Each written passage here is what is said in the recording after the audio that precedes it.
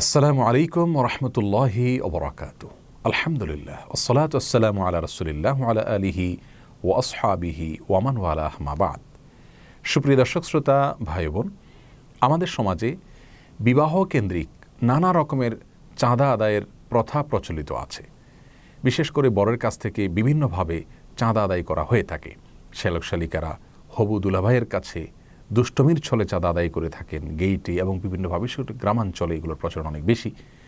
এছাড়া নেক্সুরতে একটি চাঁদা আদায়ের প্রচলন আমাদের সমাজে রয়েছে অনেক এলাকায়। আর তা হলো, কোনো এলাকায় যখন বিবাহের আগদ সংগঠিত হয় তখন পাত্রকে সে এলাকার মসজিদের জন্য চাঁদা দিতে বাধ্য করা হয়। অর্থাৎ বিবাহের সময় তাকে যেরকম মোহরের টাকা পরিশোধ করতে হয়, তেমনিভাবে এলাকার মসজিদের জন্য একটা বাজেট তাকে রাখতে হয়।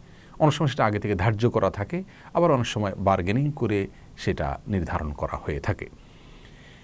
এমনকি মসজিদের ইমাম মুয়াজ্জিনের জন্য পর্যন্ত একটা নির্দিষ্ট হারের তথাকথিত হাদিয়া ধার্য করা থাকে, যেটা তাকে দিতে হয়।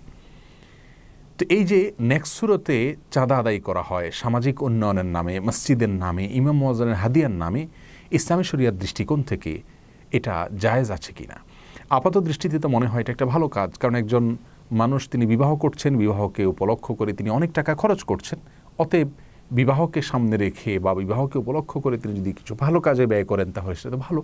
কিন্তু ইসলামী শরিয়া এক্ষেত্রে আমাদেরকে যে মূলনীতি দিয়েছে তার আলোকে আমরা বলতে পারি এই ধরনের চাঁদা আদায় করা সম্পূর্ণরূপে গুনাহের কাজ এবং হারাম। কারণ রাসূল করিম সাল্লাল্লাহু আলাইহি ওয়াসাল্লাম বলেছেন, লা ইয়াহিল্লু মালু ইমরিইন মুসলিমিন ইল্লা বিতিবি নফসি।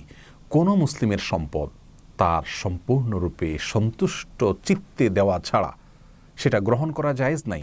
সেটা ব্যক্তি গ্রহণ করুক, মসজিদের জন্য গ্রহণ করুক বা অন্য কোনো ভালো কাজের জন্য গ্রহণ করুক, যে কোনো কাজে গ্রহণ করা হোক না কেন, অন্যের কাছ থেকে তার টাকাটা গ্রহণ করতে হলে সেই ব্যক্তির পূর্ণ সন্তুষ্ট চিত্ত থাকতে হবে। অর্থাৎ তিনি খুশি মনে দিয়েছেন এ বিষয়টি নিশ্চিত করতে হবে।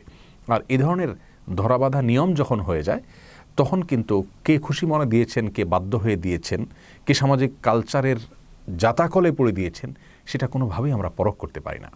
তাছাড়া ইসলাম আমাদেরকে বিবাহের ক্ষেত্রে স্ত্রীর মহারানা ছাড়া অন্য কোনো খাতে অর্থ ব্যয় করাকে বাধ্যতামূলক করেনি। সেটা যখন কোনো সমাজে বাধ্যতামূলক করা হবে তখন একটি বিদআতের দ্বার উন্মোচন হবে নেক্সুরতে, যার কারণে এই ধরনের চাঁদা আদায় করা জায়েজ নেই। আল্লাহ রাব্বুল আলামিন কোরআনে কারিমে বলেছেন, লা তাকুলু আমওয়ালাকুম বাইনাকুম বিল বাতিল। তোমরা নিজেদের সম্পদ একে অন্যের সম্পদকে অন্যায়ভাবে ভক্ষণ করো না, এটা অন্যায়ভাবে সম্পদ ভক্ষণ করা। তাছাড়া বিবাহকে কেন্দ্র করে শ্যালক শ্যালিকারা হবু দুলাভাইয়ের কাছ থেকে যে সমস্ত চাঁদাগুলো আদায় করে থাকে, গ্রামাঞ্চলে বেশিরভাগ হয়ে থাকে, এগুলো ইসলামী শরিয়ার দৃষ্টিকোণ থেকে একই কারণে নাজায়েজ। কারণ সেটা সিস্টেমের কারণে বাধ্য হয়ে দিতে হয়। কে সন্তুষ্টির চিত্তে দিচ্ছেন আর কে বাধ্য হয়ে দিচ্ছেন সেটি যেহেতু জানার কোনো উপায় নাই, বিধায় এ ধরনের চাঁদা গ্রহণ জায়েজ নেই। আর বিবাহের অনুষ্ঠানে অতিথি হয়ে আসা মানুষদের কাছ থেকে যে চাঁদা নেওয়া হয়ে থাকে টেবিল চেয়ার পেতে, বিশেষ করে যারা দাওয়াত কার্ড পেয়ে থাকেন তারা প্রবেশের সময় কিছু একটা উপহারের নামে রেখে যেতে হয়, নগদ টাকা হোক, কোনো আসবাবপত্র হোক, এটাও ইসলামী শরিয়ার দৃষ্টিকোণ থেকে অত্যন্ত গর্হিত একটি কাজ। কারণ এখানেও এক ধরনের বাধ্য করেই চাঁদা আদায় করা হচ্ছে। ডাকাতির সাথে বিবাহ কেন্দ্রিক সমস্ত চাঁদাবাদের পার্থক্য হলো, ডাকাতি করার সময় তার হাতে একটা অস্ত্র থাকে, আর এখানে অস্ত্র থাকে না, কিন্তু দাওয়াত কার্ড দিয়ে বা বিভিন্ন নামে বেনামে চাঁদা আদায় করা হয়ে থাকে।